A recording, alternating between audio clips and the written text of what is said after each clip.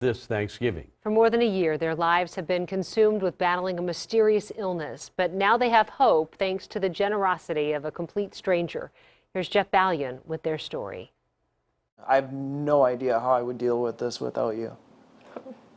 I don't know. Jason and Skylar Harabi are trying to grasp the magnitude of what's coming. And I figured it was just something I was probably exposed to or doing. In 15 years of working construction, Jason's taken maybe a couple of sick days. But now, at age 33, just climbing a ladder is absolutely exhausting. Everything we had been planning for, it was just ripped away so quickly. Test after medical test left them in the dark for almost a year, until finally they discovered Jason is a 1 in a million. And this also leads to a failure of the bone marrow. So the bone marrow is a factory in our body that makes all the blood cells that are present in blood. Jason has a rare disorder called PNH, which is destroying his blood cells. There's a drug which, combined with bi-weekly blood transfusions, will keep him alive for a while, but it costs nearly $500,000 a year.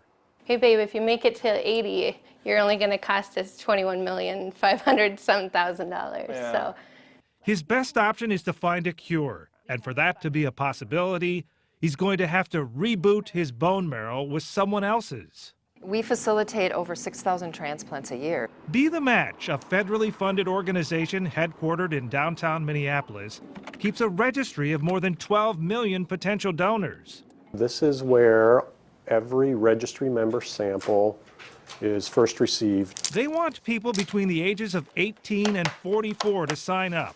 Just swab the inside of your cheek for a DNA sample and send it in.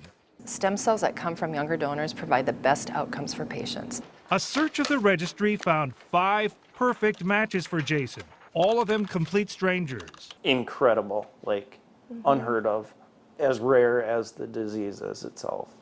And best of all, one has agreed to have stem cells extracted from his bone marrow to transplant into Jason. we're going to get through this, and we're going to get through this together, and we're going to help people along the way. The Harabis have graciously offered to let us follow them on this journey to find new life. They hope, if nothing else, their story will encourage others to become donors. Jason needs to keep up his strength until the transplant can happen. He gets regular blood transfusions and infusions of that very expensive drug. It's a long, boring process of being stuck in a hospital room, but he's determined to have fun with it. He shares his videos online with others around the world battling the same blood disorder. Humor is his elixir for chemotherapy, too. His own bone marrow has to be wiped out by chemo to prepare his body for what's coming from the donor. Well, one of the side effects is tiny hands, actually. So, you know, I hear it goes away after a while, but... Transplant Day begins with a rebirthday party. Happy rebirthday to you. Jason's immune system is now gone. If the transplant is a success, it'll be reborn with that of the donors, including whatever allergies they may have. I've got a fair amount of anxiety. The logistics behind this moment are mind-boggling. At Be the Match, a team has put together a travel itinerary. One of its couriers will pick up the donor's bone marrow and fly commercially back to Minnesota. The precious cargo never leaves their side.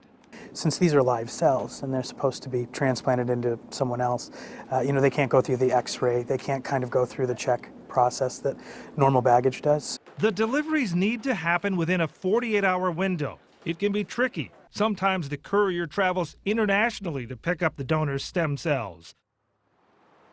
Back in Rochester, severe weather has delayed the arrival of Jason's new bone marrow. I'm doing okay. I just need him to be okay. Then, just before midnight, the magic cooler's here. His rebirth day gift arrives. 4 bags of precious stem cells that will enter his body through a plastic tube. Here's to your new life, Jay.